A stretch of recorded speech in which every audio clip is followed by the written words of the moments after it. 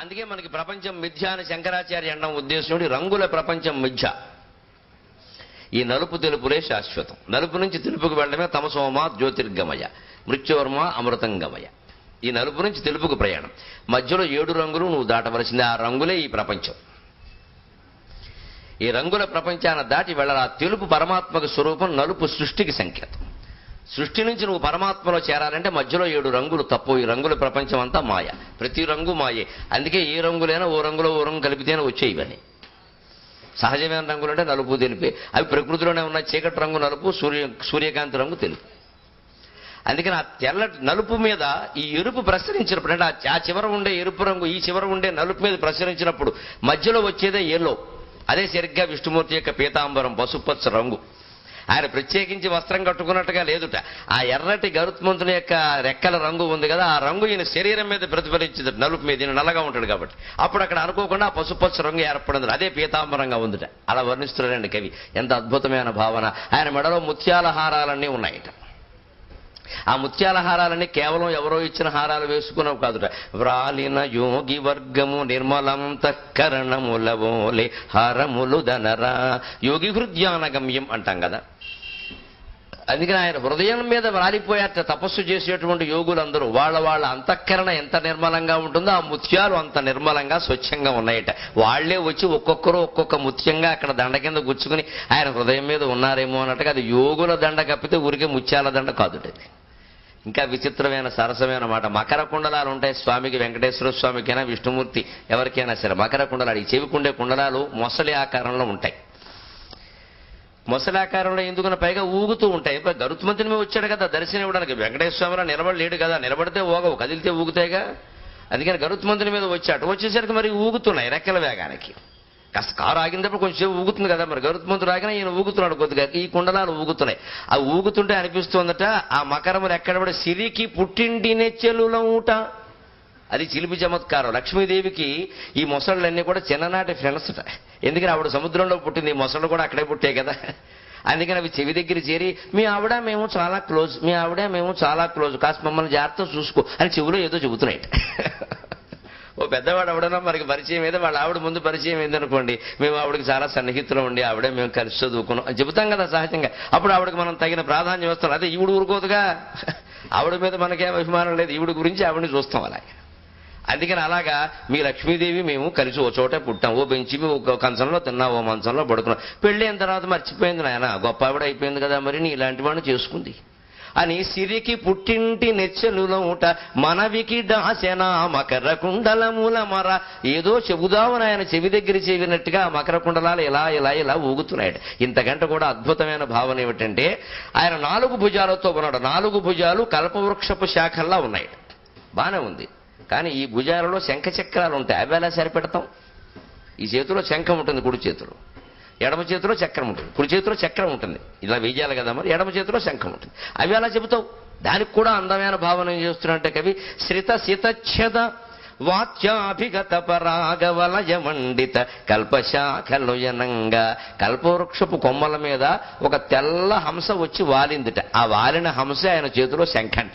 ఆ హంస ఎలా ఉంటుందో శంఖం అలాగే ఉంటుందిగా. ఆ చెయ్యి కల్పవృక్షపు కొమ్మ అయినప్పుడు దాని మీద వాలిన హంస ఆయన చేతిలో శంఖం అవుదండి. మరి చక్రం ఏమిటండి? చక్రం ఇలా గుండ్రంగా తిరుగుతూ ఉంటుంది. పసుపు పచ్చని ధార కనబడుతుంది కదా. ఆ ధార ఏమిటంటే కల్పవృక్షాల పువ్వులు ఉంటాయి కదా, ఆ పువ్వుల్లోంచి పుప్పుడు ఇలా రేగిందిట. అక్కడ గాలికి ఆ పుప్పుడు ఇలా గుండ్రంగా తిరుగుతుంది, పసుపు పచ్చని పుప్పుడు ఇలా. అది చక్రధారట. శ్రిత శితఛద వాచ్యాభిగత పరాగవలయ మండిత కల్పశాఖలుయనంగా శంఖ చక్రాంచితోరు హస్తములు దనరా. శంఖము చక్రము మొదలైన వాటితో శోభితమైన హస్తములు ప్రకాశిస్తూ ఉండగా తూచ కమలేక్షణుండు చతుర్భుజుండు. కర్దమ ప్రజాపతి యొక్క తపస్సు ఫలించి అది ఉగ్రాచార దైత్యేంద్ర తపస్సు కాదు, హిరణ్యకశ్యపుడు తపస్సు లాంటిది కాదు. అందుకే పిచ్చి పిచ్చి వరాలు కోరడిగిన. ఈయన భాష చాలా సక్రమంగా ఉంటుంది. పోతన గారు తప్పుడు సమాసాలు వెయ్యడు కావాలని. ఎందుకంటే ఒక ప్రజాపతి మహత్తరమైన సంకల్పంతో కపిలుడు లాంటి వాడు పుట్టడం కోసం చేస్తున్న తపస్సు. అందుకని శ్రీ మహావిష్ణువు దర్శనమీయగానే ఆయన వరం కోరాడు. స్వామి, మోక్షం కోసం నేను నిన్ను అర్థించదలుచుకున్నాను, కానీ నా మనస్సుకి ఇంకా ధర్మార్థ కామాలు పూర్తిగా అర్థం కాలేదు. ఆ మాట అర్థం చేసుకోండి. మోక్షం కోసమే నిన్ను ప్రార్థించాలి. ఈ పనికిమాలిన ప్రయోజనాల కోసం నిన్ను ప్రార్థించడం ఏమిటి? కానీ నా మనస్సుకి ఇంకా ధర్మార్థ కామాల యొక్క తత్వం పూర్తిగా అర్థం కాలేదు. అర్థం కాకుండా నేను మోక్షం ప్రయత్నం చేస్తే తప్పటడుగు వేస్తాను ఖచ్చితంగా. ఇప్పుడు అందరం గుర్తుపెట్టుకోవలసిన విషయం, లోకంలో పేరు సంపాదించడం కోసం అందరూ సన్యాసం, అందరూ స్వామీజీ, అందరూ ఓ కాషాయం, అందరూ ఓ కమండలం. కానీ మన సంస్కృతి ఏం చెప్పిందంటే, ఎంత గొప్పది ఉన్నతమైందంటే, ఆయన తపస్సు ఉందో లేదో, ఆయన ఎటువంటి వాడో నీకు అనవసరం, కాషాయ దండ మాత్రేణ యతి పూజ్యో న సంశయ, ఓ నమస్కారం పెట్టే గొడవ లేదన్నారు. అంతే. ఆయనలో దోషం ఉంటే ఆయనది, మనకు సంబంధం. ఇంకా ఇప్పుడు ఆలోచించి దండాలు పెట్టాలంటే మనం పెట్టలేమండి. ఇంకా అలా మంచి వాళ్ళని కూడా పోగొట్టుకుంటాం. ఎందుకని వాళ్ళ నియమాలన్నీ పాటించారా లేదా, సక్రమంగా ఉన్నారా లేదా, వాళ్ళకి సంబంధించిన విషయం అది. మన వరకు ఒక వేద పండితుడు కనిపించాడు, నమస్కారం, బ్రహ్మస్వరూపుడు, అంతే, తిరుగులేదు. ఇంకా ఒక సన్యాసి కనిపించాడు, నమస్కారం, పరమహంస పరివ్రాజకాచార్య మీకు నమస్కారం, ఆయన బైరాగి అయినా సరే మనకు అనవసరం. అందుకని నువ్వు నమస్కారం పెట్టి అందులో ఆయనలో ఏమైనా తేడా ఉందో ఆయన చూసుకుంటాడు, మనకెందుకది, మనకు ఆ విమర్శ దేనికి? అందుకని అటువంటి సన్యాసం నాకు స్వీకరించాలనే ఉంది, కానీ ధర్మార్థ కామాలు పూర్తిగా అర్థం కాలేదు స్వామి. అందుకని మీ దయ మీరు ఏం చేస్తారో అన్నాడు. ఎప్పుడు భారం భగవంతుడి మీద పెట్టేస్తే ఆయన చూసుకుంటాడు మొత్తం. మనం అలా కాకుండా ఊరికే మళ్ళీ కొంత మన మీద పెట్టుకుని ఇది ఒక్కటి మీరు చేయండి మిగిలింది నేను చూసుకుంటా అంటే ఇక అలాగే ఉంటుంది. మా మేనమామ చెవిలో వెంట్రుకలు మొలిపించి మిగిలింది నేను చూసుకుంటా అన్నట్టు వెనకడుకోకు. సరే, శివుడు సొమ్మేం పోయింది, ఆయన మొలిపించాడు. ఎంతకీ ఎందుకు కోరాడు వీడు? ఈ మేనమామ ఒక కూతురు ఉంది, ఆ కూతురు వీడిని ప్రేమించి పెళ్లి చేసుకోవాలి, అది లొంగట్లేదు వీడికి. సరే, దానికి అది కోరచ్చు, అది కాదట, వాడికి డబ్బు కూడా కావాలి. ఎవరికైనా చెవులో వెంట్రుకలు బాగా దట్టంగా ఉంటే ఐశ్వర్యం పడుతుంది, నువ్వు నమ్మకం ఉంది, పెంచుకుని కూర్చోకండి, వెంట్రుకలు పెరుగుతాయి, ఐశ్వర్యం ఉండదు, అదో నమ్మకం. చెవులో వెంట్రుకలు దట్టంగా ఉన్నా, బొడ్డు లోతుగా ఉన్నా, వాడి దగ్గర డబ్బులు బాగా ఉంటాయని ఓ నమ్మకం చెప్పా, ఏదో మాట్లాడాల వచ్చింది. అందుకని ఈ చెవులో వెంట్రుకలు మొలిపించి మా మేనమావ కన్నట్టు ఇంత చేసి 10 ఏళ్ళు తపస్సు చేసి శివుడు కనపడితే ఆయనకి చెప్పిన పని ఇది. ఎందుకంటే వాడికి వెంట్రుకలు మొలిపిస్తే వాడికి డబ్బు వస్తుంది, వాడికి ఒక్కతే కూతురు, కొడుకులు లేరు, వీడికి ఇచ్చి పెళ్లి చేస్తాడు, తద్వారా ఆ డబ్బు వీడికి వస్తుంది. తద్వారా డబ్బు గొడవ ఎందుకు, అదేదో నువ్వు కోరుకోవచ్చు కదా. పోనీ ఆ చెవులో వెంట్రుకలేవు నీ చెవులో అని అడగచ్చు కదా, కర్మ అంటే అదే. అదేదో నేరుగా నా చెవులో అనొచ్చు కదా. ఈ డొంక తిరుగుడు అంటే వరాలు కోరడం కూడా తెలియదు కొంతమందికి, అంతే. అలాంటి వరాలు కోరకుండా భారాన్ని భగవంతుడి మీద పెట్టాడు ఈయన. నువ్వు చూసుకో స్వామి, నా మనస్తత్వం అయితే ఇది, నాకు మోక్షం కావాలి. విష్ణుమూర్తి కనపడిన తర్వాత మళ్ళీ ఏమిటో ఊరికి మామూలు ఎలా అడుగుతా ఉండే విషయాలు. అందుకని మాకు మోక్షం కావాలి. కానీ నా మనస్సుకి ఇంకా ధర్మార్థ కామాల తత్వం పూర్తిగా అర్థం కాలేదు. అందుకని మీరు చూడండి అంటే అప్పుడు ఆయన నాకు వదిలేసావు కదా భారం, నేను చూసుకుంటా, రేపే నీ దగ్గరికి స్వయంభువ మనువు తన కుమార్తెతో సహా వస్తాడు. ఆ కుమార్తె పేరు దేవహూతి, దివ్యాంశ సంభూతురాలు ఆ అమ్మాయి, నీకు భార్య కాదగిన మనిషి. అంచేత నీకోసం పుట్టింది, నువ్వు మోక్షం అని కూర్చుంటే అలాగా. నాకు తెలుసు నీకు మోక్షం ఎప్పుడు అలా, కంగారు పడకు, ఏమీ బాధ లేదు, నేను చూసుకుంటాను, నాకు అప్పగించావు కదా. రేపే నీ దగ్గరికి ఆయన వస్తాడు, ఆయన కూతురును నువ్వు పెళ్లి చేసుకో, కావాలంటే నీ షరతులేవో నీ పద్ధతులేవో చెప్పేసి, తప్పేం లేదు, చెప్పేసి చేసుకో హాయి. నీకు 9 మంది అమ్మాయిలు కలుగుతారు, ఆ పైన కుమారుడు కలుగుతాడు. ఆ పైన కుమారుడు కలగడం కాదయ్యా, నేనే స్వయంగా నీ కుమారుడుగా పుట్టబోతున్నా అన్నాడు కర్దమ ప్రజాపతి యొక్క ఆనందం చూడండి. ఆయన చివరిలో ఆయన పుడతాడంటే 9 మందిని ఏం కర్మ, 90 మందిని భరిస్తాం.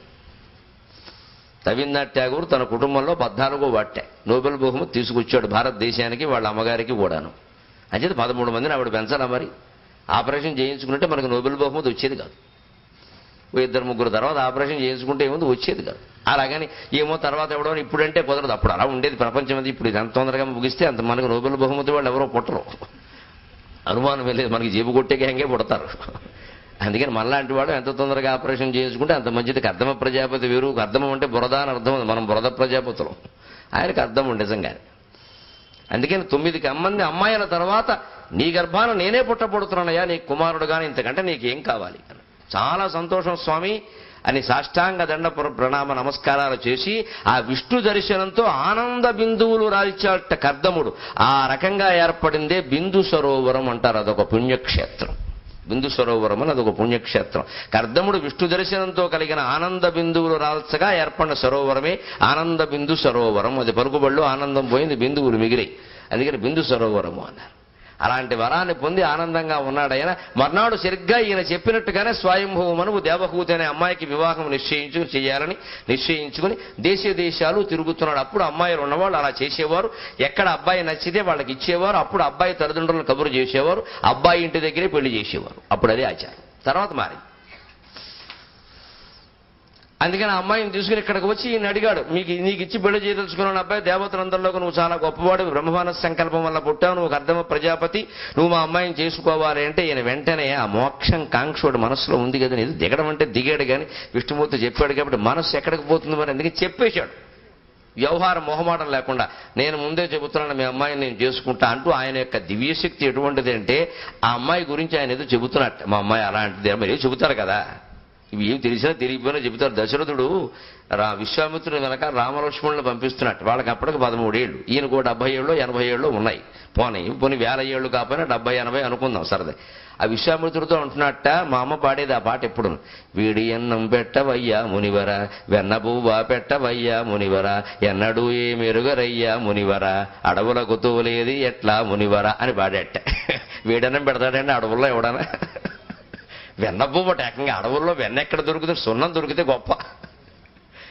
ఈ పాట మా అమ్మ పాడుతుంటే ఆశ్చర్యపోయి, ఇది ఎక్కడ పాట నా పైకి పోవడానికి 1 నెలల ముందు పాడింది ఈ పాట, ఇది ఎక్కడ పాట, నీకు తవ్విన కొద్దీ వస్తున్న పాటలనే 90 ఏళ్ళలో ఎప్పుడు పాడలా, మొన్న ఎప్పుడో పాడింది, నీకు తవ్విన కొద్దీ వస్తున్న ఉందిరా మా చిన్నతనంలోనే చెప్పారు అండి. ఇది దశరథుడు ఏడుపుడు, వేడి అన్నం పెట్టవయ్యా మునివర, వెన్నబువ్వా పుట్టివయ్య పెట్టవయ్యా మునివర, ఎన్నడూ కష్టములు ఎరుగరు మునివర అని, ఎన్నడూ కష్టాలు ఎరగరా. తండ్రి ప్రేమ అలాగే ఉంటుంది, తల్లి కంటే అన్యాయంగా మాట్లాడుతున్నాడు దశరథుడు. విశ్వామిత్రుడు అందుకని పెడతాను వేడి అన్నమే శుభ్రంగా క్యాటరింగ్ తెప్పించి పెడతాను, మళ్ళీ పంపించి ముందు అన్నట్టే, లేకపోతే వదులుతాడా, వేడన్నం వెన్న అడవుల్లో ఎక్కడ దొరుకుతాయండి. అది వాడు పెట్టినా పెట్టకపోయినా మన ప్రేమ కొద్దీ మనం చెప్పేస్తాం లెక్క అది. అందుకని ఇక్కడ కూడా మా అమ్మాయి ఎలాంటిదండి, మా దేవభూతిని అలాగే చాలా జాగ్రత్తగా పెంచు. కొంతమంది చెబుతుండే చూడండి, పని పాట కూడా సరిగ్గా తెలవండి అంటే, పని పాట లేకుండా పెంచేవి అమ్మాయిని నన్ను ఎత్తిమికి పెడదామని ఇక్కడ కూర్చోబెట్టి అలా పెంచకూడదు, అలాంటి మాటలు చెప్పకూడదు. అసలు ఏ పని చేయడం ఎరగదని ఎందుకు చేస్తున్నావు, పెళ్లి ఇంటూ పెట్టుకో, కట్టుకున్నాక కాచిపోయాక తప్పుతుంది కానీ వంట ఉండడం చేతకపోతే పెళ్లి దేనికి పని లేక ఇలా చెప్పకూడదు. గారాబం మంచిదే కానీ ఏదో కాస్త సున్నితం అండి, మేము ఎప్పుడు ఏమీ అనలేదు, మీరు కూడా కొంచెం జాగ్రత్త చూసుకుని అంటే వాళ్ళు మంచిది, వాళ్ళు ఆడపిల్లలు ఉన్నవాళ్ళు అంగీకరిస్తారు. అందుకని దేవభూతి గురించి చెబుతుంటే నేను వెంటనే ఇంకా చెప్పకయ్యా, ఆ అమ్మాయి గురించి నాకు తెలుసునయ్యా, ఏడాది క్రితమే ఈ అమ్మాయిని చూసి విశ్వావసువు అనే గంధర్వుడు మోహపడ్డాడు, కానీ ఈ అమ్మాయి లొంగలేదు, నీ అమ్మాయి ఎటువంటిదో నాకు తెలుసు, ఇచ్చేసి వెళ్ళిపోమన్నట్టు. అది అర్ధముడు యొక్క దివ్య దృష్టి. ఆశ్చర్యపోయాడు మావగారు, వీడిళ్ళు బంగారంగా చేసుకుపోయే అమ్మాయి గురించి ఇన్ని విషయాలు తెలుసునా, మనం ఏమీ తెలియక చేసేసుకున్నాం, గోతులో పడ్డాం అందరం, ఆడ మొగ అందరూ కూడా. ఇలా దివ్య దృష్టి మనకుంటే ఈ పాటి ఇప్పటి వరకు పెళ్లి అయ్యేది కాదు, ఎందుకంటే ఎవరో నచ్చరు దివ్య దృష్టితో, అదో ఇబ్బంది. ఏ దృష్టి లేకపోతే ఎవరినో ఒకళ్ళు చేసేసుకుంటాం, దివ్య దృష్టి ఉన్నవాడికి పెళ్లి అవ్వదు. అంచేత అవేవో మనకి లేవని ఎప్పుడు బాధపడక్కలా, మనకున్నవి మనకి చాలు, మనకున్నవి వాళ్ళకి లేవు. అందుకని ఆయన దివ్య దృష్టితో చూసి ఒక్కసారి అన్నట్టు, ఈ అమ్మాయిని చూసి విశ్వావసం అనే గంధర్వుడు మోజుపడ్డాడయ్యా, గంధర్వుడు మోజుపడినా అమ్మాయి లొంగలేదు, నా కోసం ఉంది, నాకు తెలుసు, నువ్వు ఇచ్చేసి వెళ్ళిపోలేడు. కానీ ఒక్క షరతు, సంతానం కలగ్గానే నేను సన్యాసం పుచ్చుకుంటాను, ముందే చెబుతున్నా. ఈ 9, 1 లెక్కలు చెప్పలేదండి, అది దాచేసాడు లోపల ఆయన. ఎందుకంటే ఆ దేవుడు మాట దేవుడైనా జీవుడు మాట జీవుడుకుంటుంది. ఇక్కడ ఈయన తొందరగా వెళ్ళిపోదామని చూస్తున్నాడు సంసారం నుంచి, ఆయన అన్నాడు కాబట్టి చేసుకున్నాడు. అందుకని షరతు ఏం పెట్టాడు అంటే, 9 మందిని 1ని ఏం చెప్పాలా, విష్ణువు పుడతాడు ఇవేం చెప్పాలా, అసలు సంతానం కలిగిన వెంటనే నేను సన్యాసం పుచ్చుకుంటాను, మళ్ళీ తర్వాత నన్ను అనొద్దు, నేను ముందే చెబుతున్నాను, నేను సంతానం కోసమే చెబుతున్నాను. అరయన్ వంశము నిల్పనే కదా వివాహము, దానికి మీరు అంగీకరిస్తున్నారు కదా, సంతానం కలిగే వరకు నేను ఉంటాను, సంతానం కలిగిన ఉత్తరక్షణ నేను వెళ్ళిపోతాను అంటే ఇదేమిటి అని అమ్మాయి కేసు చూసేట. ఆ అమ్మాయి ఎంత జ్ఞానం కలిగి ఉన్నదో కానీ తక్షణం ఒప్పుకుంది, మీరు అనండి నాన్నగారు ఏం పర్వాలేదు. అటువంటి మహానుభావుడు దొరకడమే అబ్బురం. అసలు అంతటి విష్ణు భక్తుడు, అంతటి ప్రజాపతి దొరకడమే అబ్బురం. అంచేత మీరు అనండి, ఆడవాళ్ళకి తెలుసు ఆ శాఖ చేయాలని, వాడు సన్యాసం పుచ్చుకోకుండా ఎలా చేయాలో, వెంటనే సన్యాసం పుచ్చుకునేలా అలా చేయాలో రెండూ తెలుసు. అనుమానం వెళ్ళి వాడికి మామూలుగా లెక్కలేదు, అది చేయగలరు ఇది చేయగలరు, అనుమానం ఉంది. ఒక ఆయనకి పాపం ఊరికే బాధగా ఉండి వాళ్ళ సాయంత్రం సంధ్యావందనం చేసుకున్నాక సంధ్యావందనం అయిపోయింది, గాయత్రి జపం ఖాళీగా ఉండడం ఎందుకని ఇంకాస్త 108 బదులు సహస్రం చేస్తున్నాడు. వాళ్ళ ఆవిడ వచ్చింది పక్కనే, వచ్చి వాళ్ళ తమ్ముడికి పెళ్ళి అప్పటికే 1 ఏడాది అయింది. ఏమిటోనండి మా తమ్ముడికి పెళ్ళి 1 ఏడాది అవ్వలేదు, 6 నెలలుగా వాడు అస్తమానం కాశీకి పోతా సన్యాసం పుచ్చుకుంటా అంటున్నాడు, ఓసారి మీరు పిలిపించి చెప్పండి అంటే ఈయన అన్నట్ట జపం ఆపేసి, ఎన్నిసార్లు అన్నాడు ఎప్పటికనట, రోజు అండమేనట. అలా అన్నవాడు ఎప్పటికీ వెళ్ళడు, నువ్వేం కంగారు పడకన్నట్టు. లేదండి చంపేస్తున్నాడు, ఏమిటాను మీరు చెప్తే వినరు, మీకు అసలు మా కుటుంబం అంటే గెట్టదు, ఏం పట్టించుకోరు, ఎంతసేపు మీ గొడవలే, మా తమ్ముడు వెళ్ళిపోతాట, మా తమ్ముడు వెళ్ళేవాడు చెప్పడే, చెప్పేవాడు వెళ్ళడే, నువ్వు కూర్చో అన్నట్టే. అదేమిటంటే ఎంతే వెళ్ళేవాడు చెప్పడా అందరు అవును చెప్పడు అని చెప్పి ఆయన లేచి ఆ దండం మీద ఆ లేత ఎరుపు రంగు గుడ్డ ఒకటి ఉందో అది అందుకో అన్నట్టు ఇళ్ళకి తెలియదు ఎందుకో అందుకుంది ఆవిడ. అంతే ఆ గుడ్డ కట్టుకున్నాడు, ఈ గుడ్డ తీశాడు, టాటా అన్నాడు, వెళ్ళాడు. వీడు వెళ్ళిపోయాడు సన్యాసం పుచ్చుకొని. ఎందుకంటే ఈవిడ చంపుతోంది సంధ్యావందనం కూడా చేయించుకుండా మా తమ్ముడు అని. అందుకని వాడికి అది ఇప్పుడు తమ్ముడు సంసారం మాటలు కూడా మన సంసారం కూలింది ముందు. వెళ్ళేవాడు చెప్పడంటే ఇదే, వెళ్ళిపోతున్నావు నీ చావు నువ్వు చావమని చెప్పాడు. నాకు విరక్తి వచ్చింది ఇంకని, అంతే లెక్క. అందుకని ఆయన చెప్పలేదు, దాచేసాడు విషయాన్ని. సంతానం కలిగిన వెంటనే సన్యాసం అన్నాడు. ఆవిడ అంగీకరించింది ఆశ్చర్యకరంగా. చాలు అసలు ఆ మహర్షితో నేను ఏడాది సంతానం అంటే ఒక్క సంతానమైనా కలగాలి కదా, ఏడాది పడుతుంది కదా, చాలు ఏడాది చాలు. హంసలా 6 నెలలు కాకిలా 6 నెలలు బతకక్కల్లా, హంసలా 6 నెలలు బతికితే చాలు కాకిలా కలకాలం కంటే. అటువంటి మహర్షి భార్య నుంచి చెప్పుకున్నది ఏడాది చాలు, కానివ్వండి తర్వాత చూసుకుందాం, నాకు తెలుసు మిగిలినవన్నీ అంది ఆవిడ. ఆవిడ నేర్పడిన ఆత్మవిశ్వాసం అది. ఒప్పుకుని సంతోషంగా ఇద్దరికి వివాహం చేశారు, చాలా ఆనందంగా. తర్వాత ఆవిడ తన రూపం చేత గుణాల చేత ఆ మహర్షిని ఆకర్షించింది. అదే మనం నేర్చుకోవలసిన విషయం. ముఖ్యంగా కొత్తగా పెళ్లి చేసుకున్న వాళ్ళు వెంటనే ఏడాది 2 ఏళ్లలోగా పడవలసిన జాగ్రత్తలు ఏమిటి అంటే రామాయణంలో చెబుతాడు బాలకాండలో, అది ఇక్కడ కూడా మనం అన్వయించుకోవాలి. ప్రియాతు సీతారామస్య దారా పితృకృతాయది, ప్రియాతు సీతారామస్య దారా పితృకృతాయది, గుణాద్రూపగుణాచాపి ప్రీతిర్భూయోభివర్ధత. పెళ్ళైన తర్వాత ఏటేటా నెల నెల రోజు రోజుకి సీత మీద రాముడికి ప్రేమ పెరుగుతోంది. ఇతోధికంగా అంటే ఇదివరకు కంటే ఎక్కువ అని అర్థం. చందాలు ఇచ్చారు ఇప్పుడు వాడతారు, సాయం చేసిన ఇతోధికంగా సాయం. మొదటిసారి చందా ఇచ్చిన వాడిని ఇతోధికంగా అనకూడదు, అజ్ఞానం. మళ్ళీ రెండోసారి ఇచ్చినప్పుడు ఇదివరకు కంటే ఎక్కువ ఇస్తే ఇతోధికంగా అనాలి. ఇతోధికంగా అంటే ఇతహ అధికంగా, ఇదివరకు కంటే అధికంగా అని అర్థం. అలా ఇస్తేనే అనాలి. ఇవ్వడమే రూపాయి ఇస్తే ఇతోధికం ఏమిటి, అది వాడకూడదు. భాష తెలియకుండా వాడాడు. వెనకటి కూడా ఓ లేడీ డాక్టర్ గారికి సన్మానం చేస్తే కాకినాడలో ఒకడు వాటాడుతున్నాడు, ఈవిడ పుంభావ సరస్వతి అన్నాడు. ఇదేం కర్మ అనుకున్నాను నేను. ఆవిడ రచయిత్రి కూడాను ఏవో నవల్లో నాటకాలు ఏవో రాసింది. పేషెంట్ లేనప్పుడు ఏదో ఒకటి రాస్తారు కదా, కాలక్షేపాన్ని, దానికే ఉంది. ఏదో రాసింది ఆవిడ 4 కథలు. అందుకని ఆవిడకి సన్మానం చేసి పుంభావ సరస్వతి అన్నాడు. నేను స్టేజీ దిగాక ఇదేం మాట ఆడావిడిని పట్టుకుని పుంభావ, ఆడావిడిని అనకూడదండి, అదేదో గొప్ప మాట కదా అని వాడేశాను అన్నాడు. పురుషుణ్ణి సరస్వతి స్వరూపంగా మనం భావిస్తే పుంభావ సరస్వతి అని, సరస్వతి స్త్రీ కాబట్టి, ఈయన పురుషుడు కాబట్టి ఈయన్ని మనం సరస్వతిగా భావిస్తున్నాం కాబట్టి పుంభావ సరస్వతి. స్త్రీ అయితే సాక్షాత్ సరస్వతి అనొచ్చు, మళ్ళీ పుంభావ నపుంసక భావ ఎందుకు ఇక్కడ? మనకి భాష తెలిస్తే కదా, వాళ్ళు వాడారు మనం వాడేయడం అంతే. అలాగే ఉంటుంది మన చాతుర్యం. అందుకని ఆవిడ నేర్పు ఏముందో అలా ఆగింది. అక్కడ చూడండి సరిగ్గా సీతాదేవి గుణాద్రూప గుణాచాపి, ముందు తన గుణాలతో ఆకర్షించింది రాముణ్ణి. సీత ఎంత సేవ చేస్తోంది, ఎంత చురుగ్గా ఉంది అంటే పొద్దున్నే అలారం పెట్టి సెల్ ఫోన్ పెట్టి భార్యను లేపాల్సిన కర్మ రాముడికి లేదు, ఆవిడ ముందే లేచి. ఇప్పుడు అలాంటి ఉద్యోగాలు కూడా తయారయ్యాయి మనకి. వారిని వీరు లేపుతారో, వీరిని వారు లేపుతారో, ఇద్దరిని కలిపి విజయ డైరీ వాడు లేపుతాడో తెలియదు మనకి. ఇద్దరిని వాడు లేపుతాడు. ఈ మధ్యలో పేపర్ వాడు లేపడు, వాడు వేసిపోతాడు. విజయ డైరీ వాడు లేపుతాడు. ఒక్కోసారి కింద పాల ప్యాకెట్ పడిపోతే మళ్ళీ తీసుకోక వాడు వెయ్యలేదంటాం, ఇదో గొడవ ఇప్పుడు. అందుకని వాడు తెచ్చినట్టు లేపెడతాడు. అలాంటి కర్మలు వచ్చాయి, అది లేదు. ముందు సీత లేచేది, తయారయ్యేది. రాముడు లేచే సమయానికి శుభ్రంగా హాయిగా ముత్తైదు బొట్టెట్టేసుకుని హాయిగా ఉండేది ఆవిడ. అటువంటి గుణాల చేత ఒకటి రూపేచ లక్ష్మి అన్నారు. ఆ రూపం చేత కూడా, రూపం పట్ల ఆకర్షణ కూడా స్త్రీ పురుషులు ఆ పెళ్ళైనటువంటి కొత్తలో 5 ఏళ్ల పాటు దాని పట్ల శ్రద్ధ చేయాలి. బాగా ఎంత వయస్సు వచ్చినా చేయాలి. మాసిపోయిన లుంగి కట్టు కూర్చోమని ఎవడు చెప్పడం. కాస్త అంచుండే పంచి కట్టుకో, శుభ్రంగా అందంగా ఉండు, ఆనందంగా ఉండు. ఆవిడికి నచ్చే పంచి కట్టుకో, వీలైతే ఏం కట్టుకుంటే ఏమని మాట్లాడక. ఆవిడకి నచ్చే బట్టలు ఈయన ధరించాలి, ఈయనకి నచ్చే బట్టలు ఆవిడ ధరించాలి. అప్పుడే సంసారం బాగుంటుంది. 50 ఏళ్ళు వచ్చినా 70 ఏళ్ళు వచ్చినా పూర్వం వాళ్ళు ఆనందంగా ఉండేవారు. అందుకే ఉండేవారు. మనకి 40 ఏళ్లకే విరక్తులు ఎందుకు వస్తున్నాయంటే చేసుకున్న ఆవిడ మీద విరక్తి, ఎవడి మీదో రక్తి, 2 జడతాయి వ్యవహారాలు. ఇక్కడ ఉండవలసిన శృంగారం ఉండదు. ఇక్కడేమో విరక్తి వైరాగ్యం, అక్కడేమో లేనిపోయిన శృంగారాలు, వెకిలి పలకరింపులను. అది ఎలాగో కలిసి అది ఉన్న కేసు పోయింది అనవసరంగా. ఇంట్లో చెవాట్లు దెబ్బలాట్లు మొదలయ్యాయి. ఇక్కడ ఎందుకు వచ్చిన గొడవ? అందుకని మన సాహిత్యం చెబుతున్న మాట, సంస్కృతి చెబుతున్న మాట, సంసారాన్ని కాపాడుకోవాలంటే గుణములు తర్వాత రూపం కూడా ముఖ్యమే. నీ రూపాన్ని వీలైనంత అందంగా నువ్వు కాపాడుకో. ఎందుకు ఎడ్డు మొహం వేసి కూర్చోవడం, వస్తమానం మొహం కడుక్కోమంటే కడుక్కోవాలంతే. ఏం కడుక్కోవడం ఎందుకు? బయటికి ఎడుతున్నావా? బయటికి ఎడితేనే కడుక్కుంటావా? ఇంటూ ఉంటే కడుక్కుని కూర్చోకూడదు, శుభ్రంగా మొహం కడుక్కుని కూర్చోకూడదు. సాయంత్రం అయ్యేసరికి ఈ భావన ఉంటే అన్ని సంవత్సరాలు బాగుంటాయి. ఈ రకంగా నుండి ఆవిడ ఉండి మహర్షి యొక్క మనస్సుని అలరించింది. అలరించినప్పుడు సరిగ్గా భర్తను ఎప్పుడు కోరాలో తెలుసును కదా, అప్పుడు కోరింది. ఏమండి మీతోటి నాకు సర్వవిధ శృంగార భోగాలు అనుభవించాలని ఉంది, దేశాలు తిరగాలని ఉంది. అలాంటి స్థితిలో భార్య అడిగిన మాటని ఎవడు కాదంటాడండి? ఎంత ప్రజాపతి అయితే మాత్రం, ఎంత తపస్సు అయితే మాత్రం, ఎంత వారలైనా కాంతదాసుడైన త్యాగరాజస్వామి సైతం అన్నాడు, ఊరికే అన్నాడా? అందుకని ఆయన నువ్వు కోరడం నేను తీర్చకపోవడమునా అని ఆయన తపస్సు ఉపయోగించి వెంటనే పుష్పక విమానవంత విమానం సృష్టించాడు. ఎక్కువ అందులో ఎక్కమన్నాడు.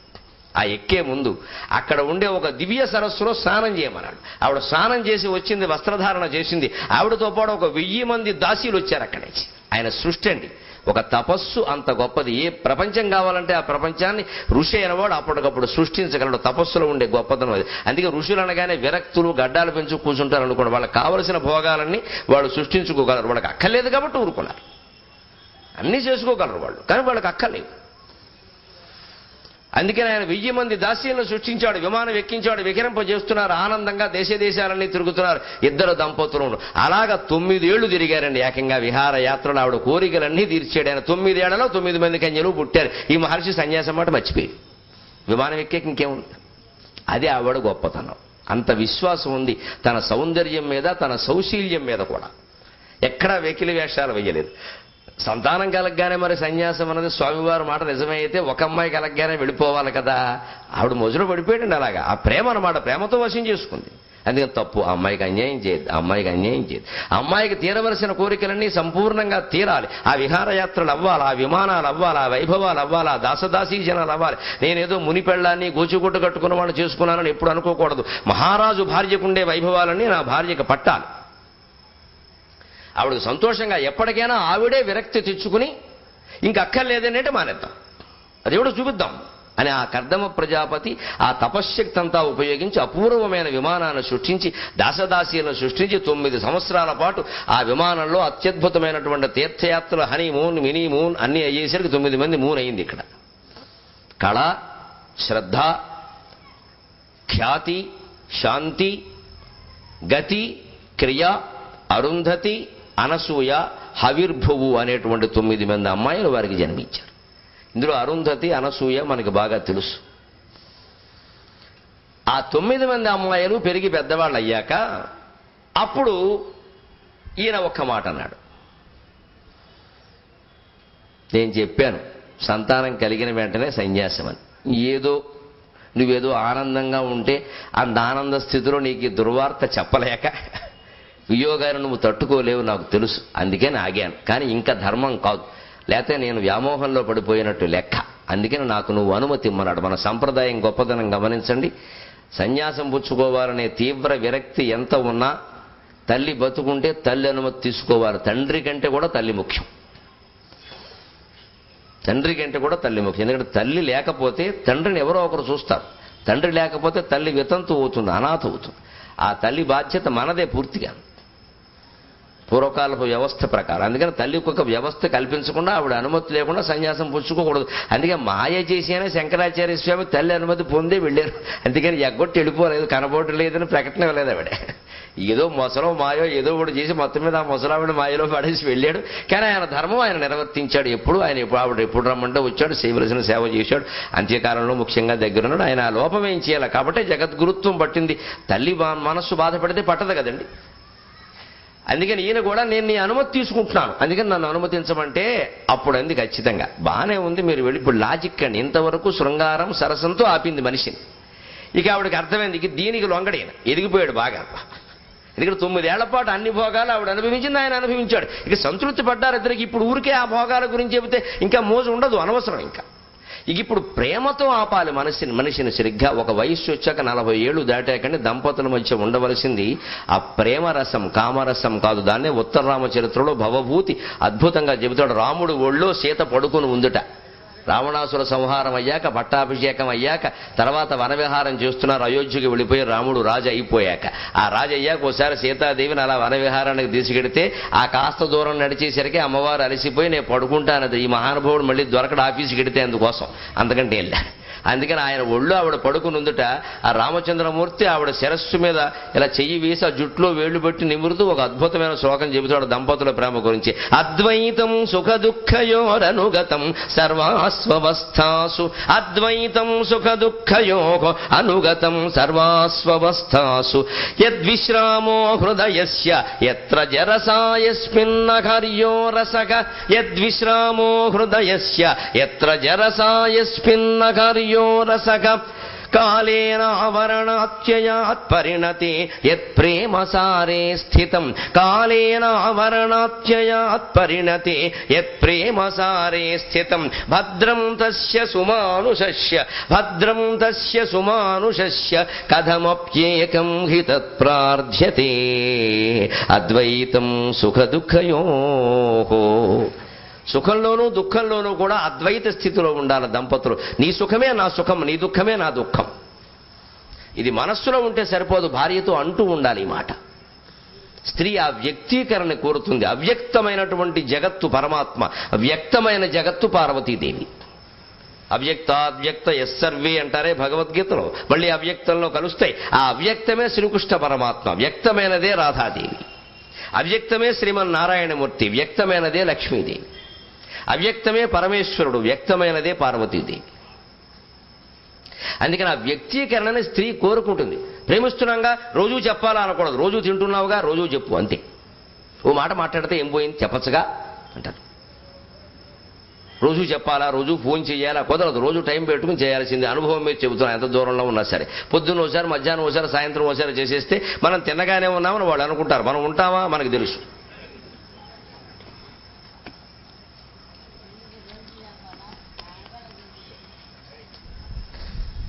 అందుకని అద్వైతం సుఖ దుఃఖ యోగం. నీ సుఖమే నా సుఖం, నీ దుఃఖమే నా దుఃఖం అనే మాట భర్త అంటూ ఉండాలి భార్యతో. అలాగే అనుగతం సర్వాస్వస్థాసు. ఇప్పుడు చెప్పుకోవలసిన మాట ఏంటో మన పత్రికల్లో మీరు చదువుకుంటారు. భర్తకి బదిలీ అయింది గుజరాత్కి, భార్య హైదరాబాద్లో ఉంది. నేను రాను, నీ చావు నువ్వు చావమని చెప్పింది. పిల్లలు పెద్దవాళ్ళు, చదువులు ఏం లేవండి, చిన్నపిల్లలు వెళ్ళిపోవచ్చు. నేను రాను, నాకు ఇష్టం లేదు, నేను ఇక్కడే ఉంటాను. ఆ భర్త కోర్టులో కేసేసాడు విడాకుల కోసం. నా భార్య నాతో రానుంటుందంటే నాకు విడాకులు ఇప్పించండి, నేనేం చేయను అన్నాడు. ఏమైపోతుందండి పిల్ల, చిన్నపిల్ల, భార్యకు ఆలోచన లేదు. భర్త అడగడంలో తప్పే లేదు. ఉద్యోగం ట్రాన్స్ఫర్ అయితే వెళ్ళరా అండి? ఏదో ఆవిడ ఆర్గ్యుమెంట్ ఆవిడ చేస్తుంటే చివరి కోర్టు వాళ్ళు కల్పించుకుని హైకోర్టు జడ్జి ఏం చెప్పారంటే, సీతాదేవిని గుర్తు తెచ్చుకోవమ్మా ఓసారి అన్నాడు ఆయన. ఒళ్ళు మండిపోయానికి. ఆయన వెడుతుంటే వనవాసానికి కూడా వెళ్ళిందమ్మా, నువ్వు గుజరాత్ వెళ్ళడానికి ఏదో కొంపలు అంటుకున్నట్టు బాధపడుతున్నావు. ఇక్కడ ఏమి నీకు ఇక్కడ పని? నాకేం పని లేదు, నాకు ఇష్టం లేదు అంటే ఈవిడ ఇష్టాలను బట్టే ఉద్యోగాలు ఉంటాయండి? అలా మాట్లాడచ్చు అసలు? ఎక్కడ గోతులోకి రమ్మనట్లేదు, అరణ్యవాసం ఏం లేదు, రాజ్యం ఏం వదిలేదు. ఆ ఉద్యోగం ప్రమోషన్ మీద వచ్చిన ఉద్యోగం, నేను ఇప్పే వెళ్ళడానికి. అలా తయారయ్యారు. ఏం మా స్వేచ్ఛ, మా హక్కు, మా ఇష్టం, మేము వెళ్ళాం, ఉంటే ఉంటుంది, సంసారం పోతే పోచ్చు. అసలు పెళ్ళిళ్ళు జరిపేటప్పుడే విచిత్రంగా ఆ చేసుకోమ్మా, తర్వాత కుదరకపోతే తర్వాత చూడొచ్చు అనే తీరుగా మాట్లాడుతున్నారండి.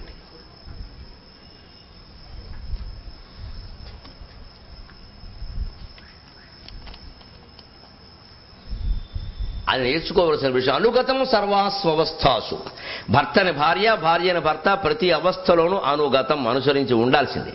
సంసార బంధమే ముఖ్యం. ఉద్యోగాల కంటే, కెరీర్ల కంటే, గైడెన్స్ల కంటే, అన్ని రకాల స్వేచ్ఛల కంటే.